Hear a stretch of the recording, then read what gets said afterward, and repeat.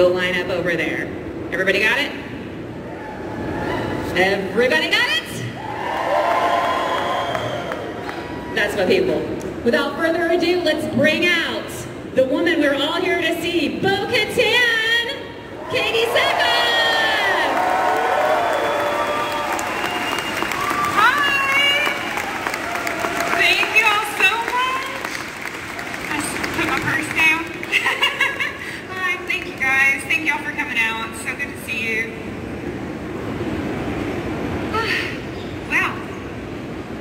Well, you made it after all your flight problems. I made it. I don't even know. I don't understand how you have a ticket in your hand and you walk up to get on a plane and they're like, I'm sorry, you don't have a seat. And you're like, yes I do. It says it on my ticket. Well, I told her we don't start until she gets here. So if she hadn't made it, y'all would have just been out of luck. So it's canceled. Annex was canceled. We got some good groups already going, so let's just jump right in. Go to the left because they're fixing that one. Yes, sir. Let's go. Get in there like a rock star. Hi. I was wondering, who would you like to play your sister City if you could choose your... Kate Blanchett. I mean, I didn't even have to think about it. That's it. Only. Do you think you'll have any? I guess you already know, but will there be maybe, you think there might be any flashbacks in we see as a team? I love the fact that like everyone thinks that I'm actually going to say something. Would you like there to be? Do you hope for it? I mean, there's so many things in this storyline that we could go back and discover and talk about and delve into. You know, it's part of what I love about Obi-Wan is them going back and filling the story where there's some missing time for us. You could absolutely do that. I don't write the show. I hope it happens just because it'll connect it, like you said, with Obi-Wan. So good. Yeah, you know. Him and Satine. You never know. Wait, let's go to the right. Oh, there we go. Got a Jedi right there. Super bright. It's hard to see. Hi. Hello. Hi. Hi, Katie. I'm a big fan of your work in Clone Wars. Do you mind saying hi to my friend who couldn't be here with us? He loves your work too, and he loves Bo-Katan. What's his name? Ulysses. Hello, Ulysses. Yeah. All right. So for my question, what was it like to get cast in the Clone Wars and have like, I guess your world exposed to like people like Dave Filoni and Jon Favreau, and how did that open up your, I guess, doors to grow your career in like acting? So I was offered the role of Bo-Katan in Clone Wars while I was filming Battlestar Galactica. Probably like season 2, I think. And I got the role because I had worked with the guys over at Robot Chicken, and I play a character named Bitch Puddin'. And Dave Filoni is friends with those guys, and Dave called and said, what's Katie like to work with? We're thinking about hiring her. And thankfully I wasn't ever a complete see you next Tuesday. And they hired me to play this role. And you know, for me, it was just like the most amazing way to be in Star Wars. I grew up watching Star Wars, I grew up watching science fiction with my dad, and for me, I was like, this is it, this is everything I want to do. I don't care that it's animation, this is absolutely awesome, I'm in the world. And so I loved doing that. Bo wasn't in as much as I would have liked. You know, I think she was only in like 10 episodes. She wasn't that big of a character. She was in the best arcs of the show, though. She was, though, right? And so when I saw Dave at Star Wars Celebration in Chicago a few years ago, I cornered him and basically pleaded my case that, you know, and it was pretty much like, so Bo-Katan's not dead. Could she exist in this world? And he was like, we'll see. And he likes to say that he had already planned it. I don't know. Anyway. But long story short, you know, I've been doing this now for over 25 years, which is insane to me, that I am still doing the thing that I love and that I get to do it. You know, we're having this surge of women of a certain age that are working in this industry, and it used to be that as you got older, you just didn't work as much. And so I was sort of prepared for that because everyone told me to be prepared for that. And then I'm like 42 and my career is just going up. So it's very strange. And I'd already sort of like done all the things that I thought I was going to get to do in my career, and like the cherry on the top was, You get to play a cool character. Yeah, so I don't know what's going to happen now. But so the career opportunities have definitely sort of seemed like they're changing a little bit, but you never know. Expectation is the killer of joy. Yeah. So Thank you. have a good one. Get out over the left. Yes, ma'am. Hi. First, my husband introduced me to Starbucks, and I introduced him to Bitch Pudding. Is Bitch Pudding your character who gets to do everything your current characters can't do? Bitch Pudding is like the raunchiest, most inappropriate, foul-mouthed, like 10-year-old on the planet. Like, I think she's 10. The guy told me she was a teenager, and I was like, well, that's weird. I've been playing her like she was like 7 the entire time. There are things that they have me say that I never dreamed would come out of my mouth as a human being. So, I mean, what are you gonna do? What are you gonna do? Look, Ma, I made it. Thank you. You're so welcome. Very good. Let me start by saying, hello there. Hello there. Now, following the season 2 finale of The Mandalorian, how would you say is Bo-Katan's relationship to Din Djarin after acquiring an right now unnamed Mandalorian artifact? Again, I shall not tell you anything. There's nothing to tell. The only thing I can tell you is that I am in season 3. And beyond that, you're just going to have to wait and be pleasantly surprised. But we'll see. Your dad's super excited to see you in Mandalore. Yeah, so my dad, during COVID we were filming, and my dad just kept going, am I allowed to come to set? And I was like, Dad, it's COVID. Like, they barely let me show up to work. He was like, well, if they change their mind, let me know. Because he wants to redo his picture because he was disappointed he was sitting sideways because it showed his tummy. He wants to do one head on so it'll make him look slimmer. I love your dad. My dad's the funniest guy. He's like, the picture's great, but God, you should have just faced the camera. Every story you told on him just makes me cackle. Your dad's great.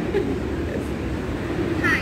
So first off, I just wanted to say, as someone who grew up whose favorite character was Boba Fett, I wasn't a boy, and though I now identify as non-binary, I was always told your favorite can't be Boba Fett. The Mandalorians and the armor, that's for men.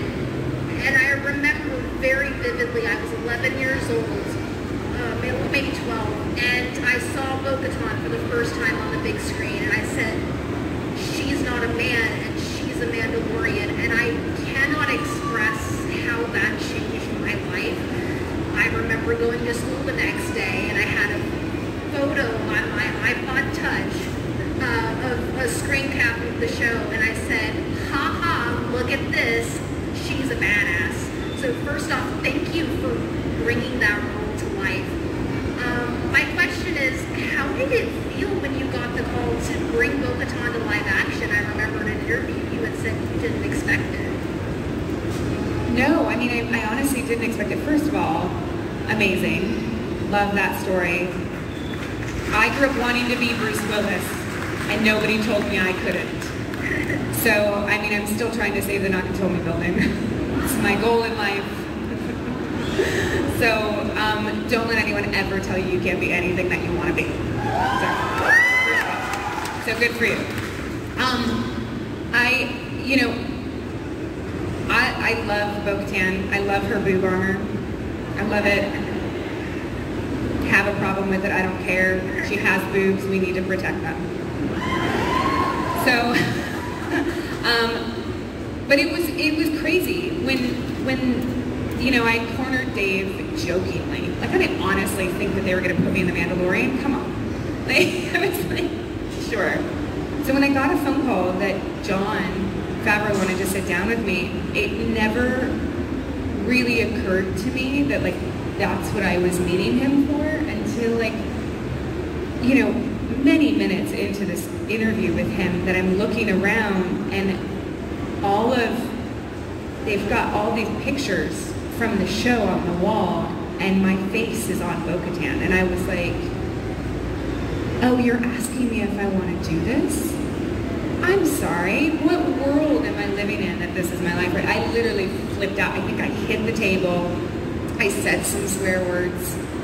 And then I basically started, like, I felt like I was, like, begging for the job and they'd already offered it to me. So I was like, if you're one of the few actors or actresses who does both their animated and live action counterparts, and I think that's absolutely incredible. Thank you. It doesn't happen. It doesn't happen usually. So, you know, lucked out. Thank you so much. Thank you. Oh, hi, Emily. Oh no. She has been in all the Star Wars related panels all weekend. Super fan over here. It's super nice to meet you. She actually took my question, so I'm trying to think of another one. What was your favorite part of playing Bo-Katan? Like, just in general, I guess. Yeah, so it's such a cool, she's such a cool character. And for me, one of the things that I love about Bo, more than anyone that I've ever played, is she has very clear growth. She's evolved as a character. For those of you that watch Clone Wars, you know that she started out not necessarily on the right side of things. And I think that it is a very valuable lesson in forgiveness, atonement, making amends, and, you know, growing as a human being. You've heard Dave talk about the fact that she's much younger than people think she was in Clone Wars. So I really love the idea that she's been allowed to change in this world. And so that's what I love about her. I love just, I don't know, the fact that I grew up a Star Wars fan and to be able to, like, actually exist in the world still sort of is odd to me. You know what I mean? It's still really strange. And so that's the coolest thing. I mean, I've been a fan of Jon Favreau since, I mean, Swingers is one of the best movies ever. And so to be able to work with him and go to work and call that man my boss is a very, very cool career point for me. Thank you so much. Thank you. Hi, well, first of all, I would like to say hello again since October 2013. Hello again. And to switch over... I was just trying to figure out where I was in October 2013. It was here in Dallas. Was it here in Dallas? Yes. Okay. Hi everyone again. I have no idea. But also, to switch over universes, what would you think was the best and most challenging aspect of playing Starbuck?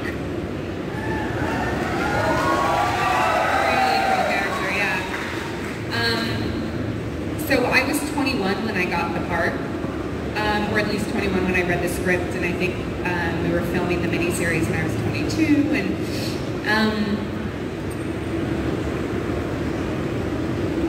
it was, up until that point in my career, I'd been acting since I was 14, but I'd never studied, and I just was very blessed in the opportunities that were presented to myself.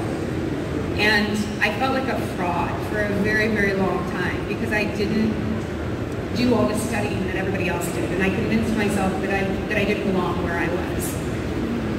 And I was filming one day with Eddie Olmos, and my mom had told me before that to just fake it until you believe it, because it's working, so just keep doing what you're doing. And I never felt connected to the characters. I felt like I was just playing.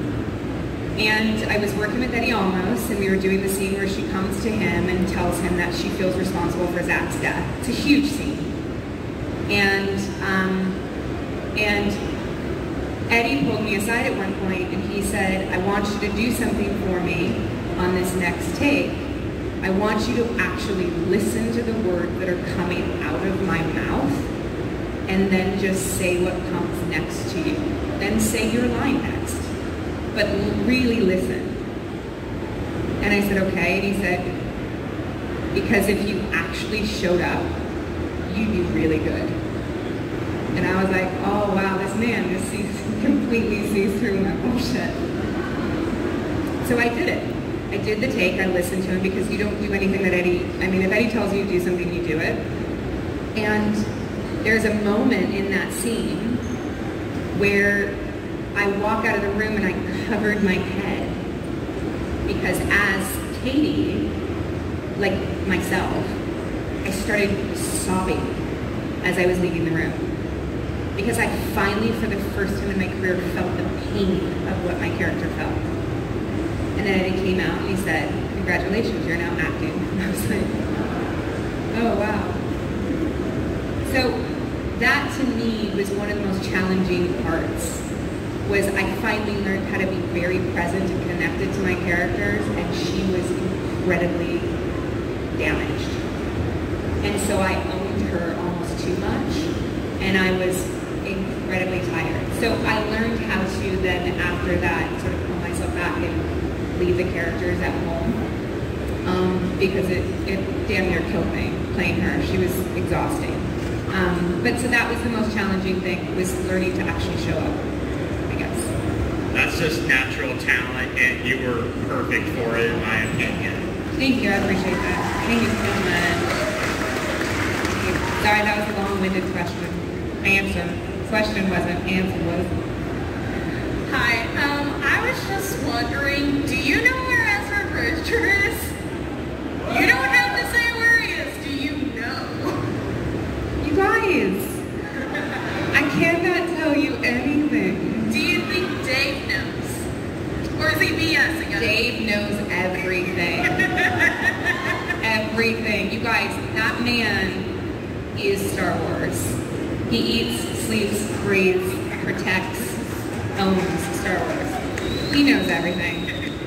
And if he wants you to know, you'll know too. Thank you. Hi there, Katee. My name is Katee. My question to you is, obviously you've been a part of a ton of sci-fi universes throughout your career. Is there any particular universe that you as Katee would be fond to live in? Live in. You say live and I feel stuck. I'm like, but I'd like to get stuck in. I don't know. I always felt like I was like a little too young in the 80s. Like I rocked leg warmers, but I feel like I really didn't get to like participate in leg warmers. And therefore, like the Goonies and the Gremlins world, I feel like I missed my calling, and I should have been my sister's age. She was like 10 years older than me, because she rocked the 80s. So I know that's not a world, but to me the 80s is very much a world. And so I think I would like to go back. Awesome, thank you. Yeah, and then just be in Goonies. Hello. Yeah, so my favorite role that I've ever seen you in is Dana Walsh in 24. I thought that was just an amazing performance. Well, thank you. What would you say the difference is between working with Kiefer Sutherland in 24 versus working in Mandalorian? Is it an action TV show, just an action TV show, or is it every single show challenges you in such a different way? Every show is very, very, very different for a multitude of different reasons. The Mandalorian has the volume, which is a very different demon.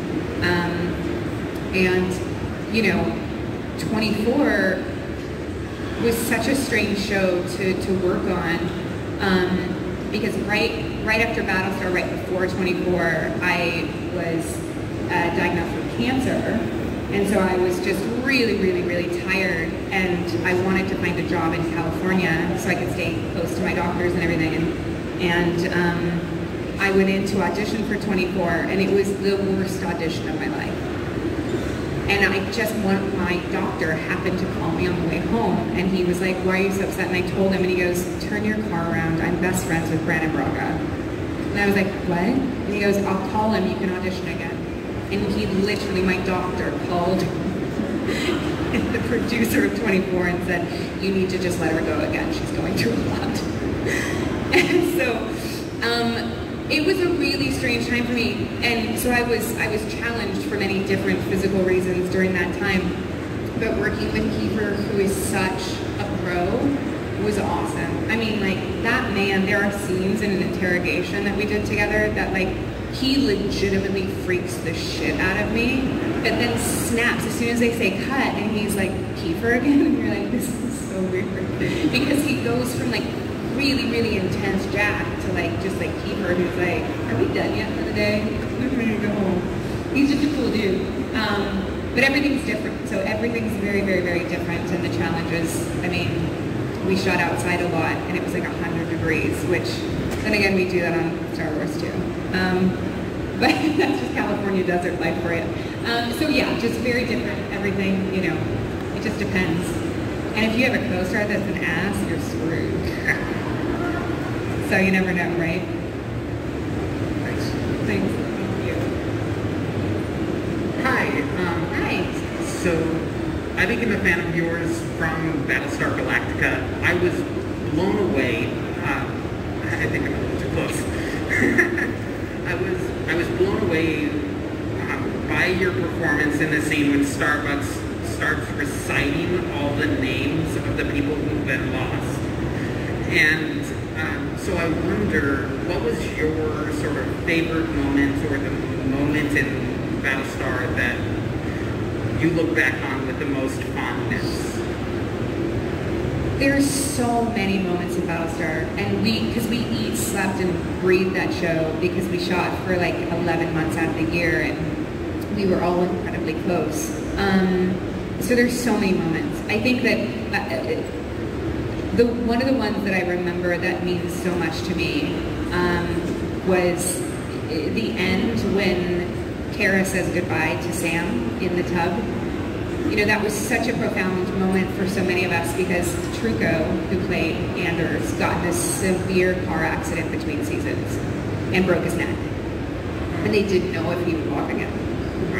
So to not only have him back, but to have him in the show, but that halo thing they had around his head, they wrote that in because they thought that we didn't know how he was going to recover. So that moment when Kara is saying goodbye to Sam, and Trucco is a very close friend of mine, was so profound for me, because it was all of the emotions of going through this phone calls of when we almost lost him, and then he's going to make it, and then he's going to walk, and then he's back on set, and he's like, and she's saying goodbye to him. That was a really, really hard scene for me to shoot, you know, because we came so close to losing our friend. And so I remember that moment, to me, is really, really special. Wow, that's beautiful. Thank you. Hi, Katie. I'm Jacob. I'm a massive fan of your work in Longmire. And out of curiosity, were you satisfied with the arc that was set up romantically between you and Robert Taylor? Just because you go from coworker to mentor to sort of close friends, and then ambiguously so, are they in love, are they not? Did you like how it ended in season 6? So the books, the Longmire books, they are together much sooner, and for any of you who have read them, I mean, it'll make you blush. Craig Johnson, who writes the Longmire novels, someone asked him, he has this story, this anecdote of the first time he had to write a sex scene for Walt and Vic, and he came out and he showed his wife, and she was like, whew. So he's very good at it. Anyway, that being said, I was sort of anticipating it the whole time, and I knew that it was going to happen, and so the hardest part for us was to not indicate as actors,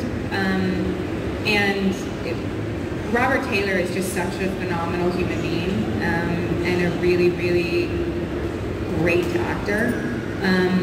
so it's hard not to fall in love with him when you're working with him. And that's the truth. He's just amazing. And so I loved the way that it ended. It was incredibly strange though, because like, when you get to a point after 6 years of working with someone and you're like friends with their wife and like their child was like born while you were filming, it is so weird to like then have to get intimate with them in front of 50 of your closest friends. And so it was very strange. And so Rob and I decided to try and like ease tension. And so I went to this store and bought tassels from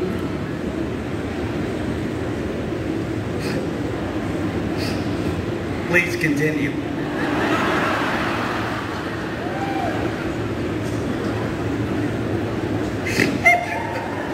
Just give her 1 second. I'm crying. I've never told this story. So I went and I got tassels because they had to put me in pasties. I put these bright red sparkly tassels on. And these like sparkly bottoms, and he had on a thing, and my G-string said property of the sheriff.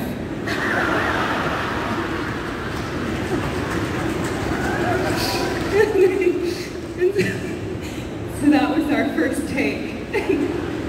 And Rob and I were running around the set in front of the entire crew with like tassels on. Just because at this point you're friends with everyone. We had to break the ice because it was so weird. And there you go. Thank you, fandom complete. Yeah, I'd forgotten about that. I still have those tassels. Well, if you're cosplaying from Longmire and you're not dressed appropriately underneath, are you really cosplaying? I'll never unsee this now. Yeah, the crew will never unsee it either, so. Yes. Well, hello, Katie. Hi. I am Is sort it of... Jordan? Yes, ma'am. I've seen you like 50 times. And I don't believe your age. You look like 20 years younger. Oh, thank you. It's oil of Olay and just a little bit of Botox. And the story you just said about the tassels, that's almost like your best sci-fi story. Can you get those on eBay? I bet you can't get them on eBay. Oh, how much? I mean, not mine personally, but I'm sure they have. I'm sure they have. Okay. Tassels. Anyway, the true question is, if you were asked by any film company, like it doesn't even have to be Disney Plus or something, and they said, hey, just bring out a show that you think would be just so awesome, and just be great. Do you know what you bring out? Like a sequel to something? Or... Oh gosh, there's so many. So many. Lord, that's a great question. You know, we're sort of in this age, this golden age of like television, even though we're not watching really on our televisions anymore, where there's so many places for great content and like you can create everything that you want. So, you know, I don't know if I would do a remake or like a continuation of something. I mean, I would continue Longmire. I'm going to fight for that until I'm so old. They're like, you cannot play her anymore. I'm sorry. Any story. But, so that's the best thing about being married to a writer, is that we have a plethora of things that we are actually creating together, because he is a fantastic writer. And so hopefully we'll see some really good stuff soon. But I love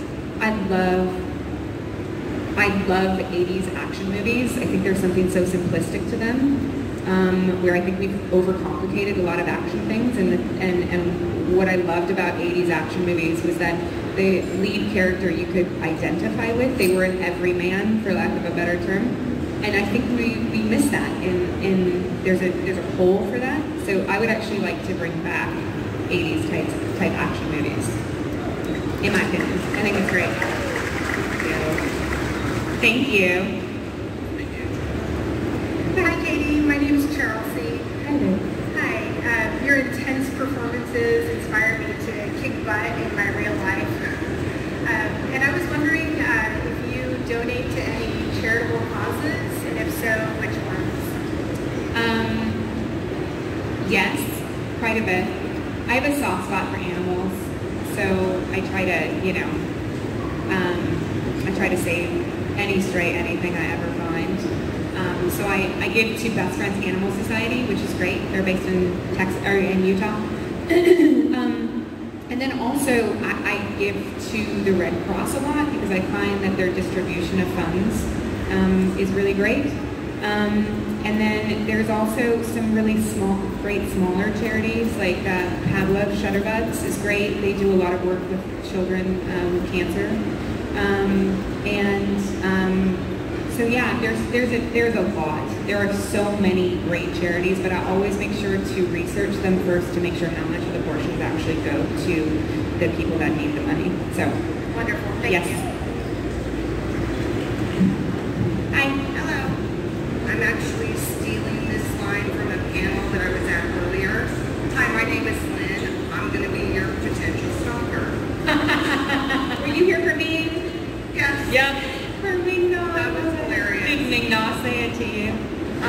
My question to you is that I understand that you and Trisha Helfer are like BFFs and that you have some kind of charity together. Can you talk a little bit about that? Yeah, sure. So Trisha and I are very, very, very close. We have like a group of like 6 girlfriends that we're really, really tight and love her to death. That woman is tougher than I will ever be, and don't let her fool you. And the charity that we started it's called Acting Outlaws, and it was a charity that was took our love of motorcycles and our sort of love of philanthropy and put those together so we could, a lot of motorcycle charities around the country that we would actually like raise money for and then give money to. We raised money for the Gulf oil spill. We raised money for a charity in Los Angeles called PATH, which helps people afflicted with homelessness get back on their feet and into the workforce, which is great. And so we've done quite a bit, but Trisha has moved to Georgia, and I do not see her enough anymore. So right now we haven't done a ride for a long time, and I miss her every day. Thank you. Hey, my name's Tanner, and as a student filmmaker, I've looked into like the volume that you work on in the Mandalorian set. And I think it's really interesting, and I wanted to know what it's like working in that kind of environment. It's insane. So it's like shooting on location, but you're in a studio. It's so weird. So like the studio, the volume that we film on is probably like the size of this whole area with like the black curtains. And, but you're literally seeing what you're talking about. So like if a Gazanti freighter goes by or like a TIE fighter, you're seeing them go by. It is the strangest thing I've ever experienced because as an actor, especially in sci-fi, I am so good acting with tennis balls, y'all. Like my tennis ball acting is on point. But you don't have to do that in Star Wars. So it's so weird to like not have to use your imagination anymore because they've given it to you in the volume. It just like, it blows my mind. It's one of the coolest experiences. There's notoriously, there's the scene in season 2 where we're standing on top of the Razor Crest and it's floating on water, and they had to literally hook us all to it because we were getting seasick and they thought we were going to fall off. And it's not moving. The only thing moving is the screens. And it's just the up and down of the water, and you're standing on this thing, and it's 2 in the morning, and all of a sudden you're like, why am I? And they're like, whoop, she's going. It's crazy. It's really, really cool. It's really cool. I hope you get the opportunity to see it someday. Yeah, thank you. Yeah. think we have 4 people with questions. We got about 7 minutes. I think we can get through it. I heard it. Yeah. It's all right. I love you, Starbucks. A lot. Hi. Which show do you prefer, Star Wars or Battlestar? Come on, it's the question. Don't break my heart.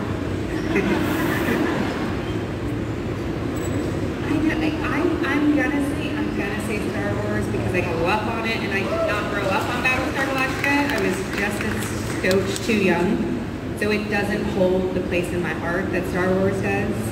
Because like I remember the smell of the room the first time I watched New Hope. You know what I mean? So. Thank you. How are you gonna ask her a question when you already have the answer in your? I broke your heart. Better not be the wrong answer. My name is Allison, and I actually started my sci-fi experience through Starbucks. Amazing. So she gave me a lot of confidence in my 20s that I didn't already have. But in going back to that, I was thinking about this scene where you're climbing into Scar. How in the heck do you film that? Was that a tennis ball situation? I mean, it's always a tennis ball situation. I'm so glad she gave me confidence in my 20s too. You know, I didn't have the confidence to speak my mind and say the things that I wanted to say. I was always told to like be seen, not heard, be a good little girl. So she gave me a voice, and I love playing for that reason. I actually had pneumonia while we were filming that scene, and there was a hole in the bottom of the ship. And so I would have the tube in my mouth, and they'd say cut, and I would vomit up the bottom of the ship because I was so ill. Yeah, which is it's having COVID now with like, not me, sorry, but as a society having COVID now and having our industry recognize that if somebody's sick, they don't come to work is such a weird thing for me because as an actor, I have not missed a day of work in my life. Like you don't miss work. You go to sick, I don't care if you have a broken leg, I don't care if I've had a kidney stone at work, and like, I mean, I've had pneumonia twice. I mean, like, so sick. So it's actually nice to sort of see this like pullback in the industry that if someone doesn't feel good, maybe they should not go to work. So that was a very interesting scene because I was so sick I barely remember it. All I remember is the bucket. So, Wow, sorry. They spelled corrected there? I don't even remember. I think I blocked it out. Thank you. Thank you. Hi, Katie. Hi. I met you last year at Comic Palooza really quick. Oh, yeah, yeah. I've been a fan forever. I love Battlestar Galactica, and I'm just super excited for where your character is going in Star Wars. And when I heard you were going to be on that show, I was just like, oh my God. And so I'm really excited. And but my question actually is about Battlestar Galactica. And there was a lot of romance scenes in that. And I was just wondering if there was actually any romance offset. Everyone was married except for me. So not for me. I was the baby on the show. And everyone was older than I was, and they were literally all married and like having babies. So I was just like the single, you know, crazy sister that was like going out on the weekends and dating. I had fun. Thank you so much. It's not with anyone at work. Yes, sir. Thank you so much for talking about everything you talked about this afternoon, but you haven't mentioned one thing I'd like to ask about. What about your experiences on the Big Bang Theory? I loved playing myself. Like a caricature of myself. It was so much fun. It was so nerve-wracking, you know. I'd never been allowed to, or asked to do comedy. So for me, it was very daunting. And it was so much fun because I don't know if any of y'all, it's not really a big thing anymore, but if you've ever been to like a foam party, or if you've heard of foam parties, it's like really slippery. It's like this foam that like you can still walk through. It's very strange. Anyway, I digress. It's, so in the bathtub, it was just a bunch of that foam. So there was no water, it was just foam. And it's so slippery, and it's a porcelain bathtub. So we kept, and we were fully clothed in the bathtub, and we kept slipping and like kicking each other. And so I was like really hurting. And so they finally had to like give us socks, and we had to push our feet against each other to keep ourselves up in the bathtub. Because I kept like if he ever wanted children one day, it was not going to happen if I kept filming the scene. So, but that's what I remember. It was so much fun. And then working with George, again, you know, my dad raised me on Star Trek. So to show up and get to work with George was like a dream come true. And we both realized while we were filming that I was wearing a Starbucks suit and he was wearing his cape. And we both realized, I said, oh no, I don't think sci-fi knows that I took my flight suit. And he goes, my dear, they don't know I have this cape either. And he flips it. And it was really funny. And so we were like, well, they're gonna find out. So, yeah, so if they ever wanted to know where those props are, or that wardrobe, we've stolen it. Okay, your last question. No pressure. No pressure whatsoever. Well, nice to meet you, Katee. I just wanted to ask a little bit, because I know that the difference between filming with like on animation versus live, and yet I know that Filoni had a totally different concept where a lot of times he actually had all the actors together on set when they were filming. How is filming the live action, and I will say Star Wars, versus the animation version? I mean, where does your head go in that space? It is a completely different medium, right? And, you know, I just met Matt Wagner for the first time. And which is crazy, right? Because I was never in the room with anyone, because I was filming Battlestar, so I was doing my voiceover work for Clone Wars while I was in Canada, and like they were on a screen. So it's just a very, very different thing. Like when you're actually in a scene with someone and you can look them in the eye, it's like game changer. Now that being said, my scene partner, you can't see his face. So it does make things a little challenging sometimes. It's absolutely amazing. People always ask me if it's weird to put the helmet on, but it is actually, for me, when I am at most at ease playing Bo-Katan, because I played Bo for so many years without my face. And so if you guys haven't noticed, I'm a little expressive, and Bo-Katan is not. She does not, her face doesn't move unless she wants you to think something or give you something. So it's hard for me to stay that still and play her. And so when I put my helmet on, I can do anything I want with my face. And I actually like ease into her, and it's so much easier for me to play Bo with the helmet on, which a lot of actors have the opposite feeling. So, very different. Thank you. So really quick, on all the Star Wars panels, I've been asking today, how many fathers are out here with their kids? Who's a daddy out here? Happy Father's Day. May the Force be with you guys. You got real cool dads. Make sure that they know that. Happy Father's Day. Yeah. Thank you guys for coming. I'm sorry if I told a lot of adult jokes and your child is now asking you what tassels are.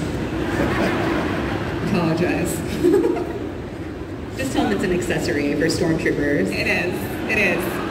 Tassels are something you can buy that you can hook on a purse. Well, it can test the wind, so maybe they'll actually hit something eventually. Exactly. Yeah. We really want to thank you for coming out. Oh, thank you. Thank you so much for being here. Thank you all so much. I really appreciate you. And thank you for supporting my work over the years, and I appreciate you. I wouldn't have a career without you, so thank you. Big round of applause for Katee, guys. Thank you so much for turning out for her and for Fan Expo Dallas. Thank you. Thank you. As you're leaving, you guys, please say thank you to our volunteers who have made this a very safe and inclusive weekend for everyone, and our amazing interpreters.